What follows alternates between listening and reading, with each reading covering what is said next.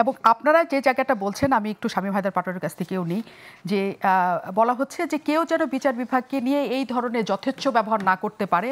আপনি যে কথাটা বললেন যে বিচার নিয়ে অসাধুতা এটা যেন তৈরি না হয় আর কখনো, এই কারণে ABM খায়রুল হকের গ্রেফতার, তার এই বিচারটা হওয়া জরুরি। শামীম হায়দার পাটোয়ারি, আসলে মনে হয় যে এই ঘটনায় এই গ্রেফতার বা এই বিচারিক কার্যক্রমের মুখোমুখি তাকে করা, বিচারপতিকে করার পরে এই দেশের বিচার ব্যবস্থার উপর রাজনৈতিক যে হাত আমরা সবসময়ের জন্য দেখেছি সেটি আসলে কমছে বলে তো মনে হচ্ছে না, বরং তো বিচার বিভাগ একটু কনফিউজড মনে হচ্ছে ন্যায় বিচার করার ক্ষেত্রে। এখনও দেশে প্রচুর মব আছে, যে দেশে মব হয় সে দেশে বিচারক কিভাবে ন্যায় বিচার করবে?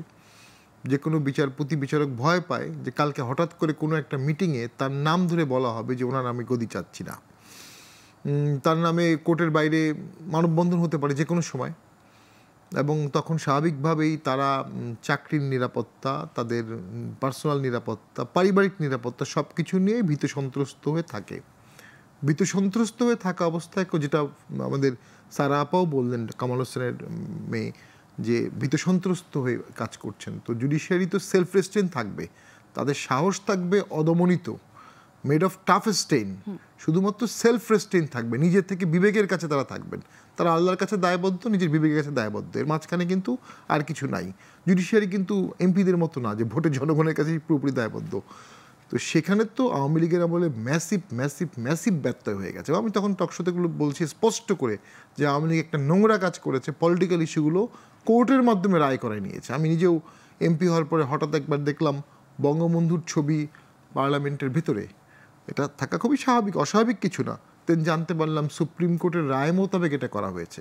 পার্লামেন্টের ভেতরে কার ছবি থাকবে এটা কি সুপ্রিম কোর্ট রায় দিতে পারে? পার্লামেন্টের হাউস তো সোভারিন, সেখানে বাইরের কোনো আইন আসবে না, কিন্তু দিয়ে দিয়েছে মাননীয় প্রধানমন্ত্রী সেই সময় প্রধানমন্ত্রীর অ্যাটেনশন ড্র করার জন্য।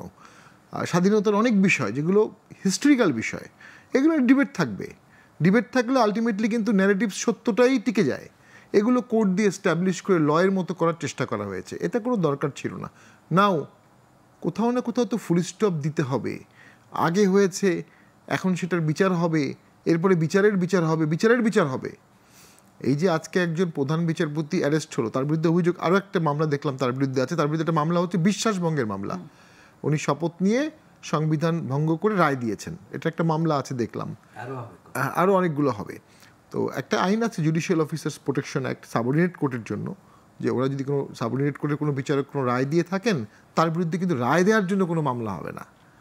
তো সেটা তো অটোমেটিক্যালি হাইকোর্টের জাজদের জন্য অ্যাপ্লিকেবল। আমি মনে করি এক্ষেত্রে ওই যে শ্বেতপত্র, পার্লামেন্টারি কমিটি করে এটার বিচার তদন্ত করা, এই তদন্ত রিপোর্ট করাটাই সর্বোচ্চ বিচার। একজন প্রধান বিচারপতি একটা শ্বেতপত্রে দোষী সাব্যস্ত হয়েছেন, এর বাইরে যদি তাকে জেলে নেওয়া হয়, এটা ফিজিক্যাল কষ্ট একটা অনেক বয়স্ক মানুষকে। হ্যাঁ, ওনার কনসিকুয়েন্স চিন্তা করা উচিত ছিল যে এরকম একটা রায় দিলে কি হতে পারে। আমি আপনাকে একটা ছোট্ট ঘটনা বলি। 14 সালে যখন ইলেকশন এরশাদ স্যার বর্জন করলেন, জেনুইনলি করেছিলেন, আমিও করেছিলাম, GM কাদেরও করেছিলেন, তখন আমার মন খারাপ ছিল কিছুটা, কারণ আমি অনেক পয়সাপাতি খরচ করে পরে আর এমপি ভোট করলাম না। এরশাদ স্যার আমাকে বললাম, মন খারাপ করো না, এই ভোটের কারণে বহু মায়ের বুক খালি হয়ে যাবে, আজকে তুমি ভোট করলে তুমি এটার জন্য দায়ী হতে। একদম স্পষ্ট কথাটা বলেছেন, আরও কিছু কথা বলেছেন। তো ওই যে উনি কনসিকুয়েন্স বুঝতে পেরেছিলেন যে একটা 14 সালে একতরফা ইলেকশন দেশকে কোথায় নিয়ে যাবে।